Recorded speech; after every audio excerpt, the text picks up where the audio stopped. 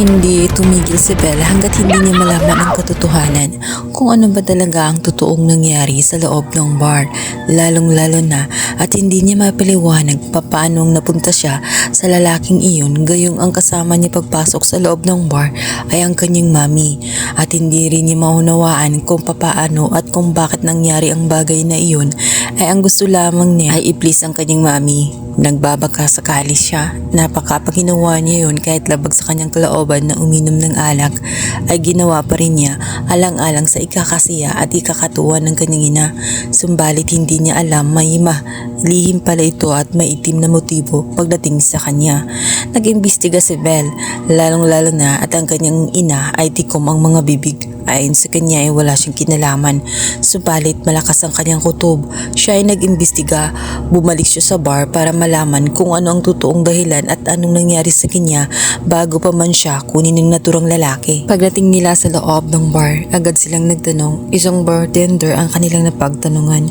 Subalit ito'y walang alam sa totoong nangyari. Isa pang lumapit sa kanila at nagsalita na nakita niya itong si Belle at sinabi niya na hinayaan lamang niya itong si Belle sapagkat kung yung mami nga niya ay walang ginawa, ano pa kaya siya? Naman kahit magalit nga itong si Wesley ay wala rin silang nagawa dahil nasa punto naman ang naturang bartender. Ayaw niyang makialam dahil pansin niya na mayroong gulo. Kaya naman napaisip itong si Belle at pagtanto niya talaga na talagang hindi siya mahal ng kanyang mami. Maaring may isa na naman itong plano kung bakit naroon siya sa bar. Kung noong isang beses binenta siya, maaring yun na naman ang pakay ng kanyang ina ang pagkakakitaan siya. Kaya masakit sa kanyang loob ang nalagad pagdating ng kanyang ina-inahan, kinumpronta niya ito. At instead na mag-story sa kanya, malalaman niya talaga ang totoong kulay nito sapagkat aaminin nito ang totoong pakay at kung bakit niya ginawa ang bagay na iyon. Ayon sa kanya ay kulang pa iyon sa lahat ng kabayaran sa pagpapalaki sa kanya at sa pag-aaruga sa kanya.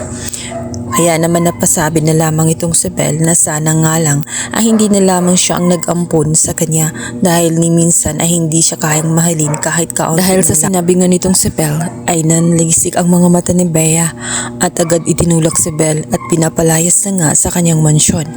Sinabihan agad itong si Belle na walang utang na loob sapagkat sinigawan nga itong si Bea.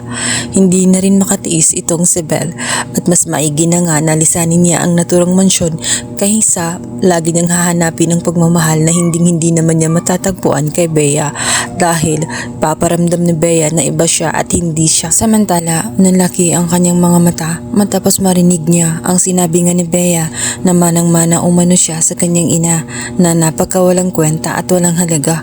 Kaya naman napaisip siya at dito niya nasabi na sa pagkakataong yun na alam ni Bea ang katotohanan tungkol sa kung sino ang kanyang ina.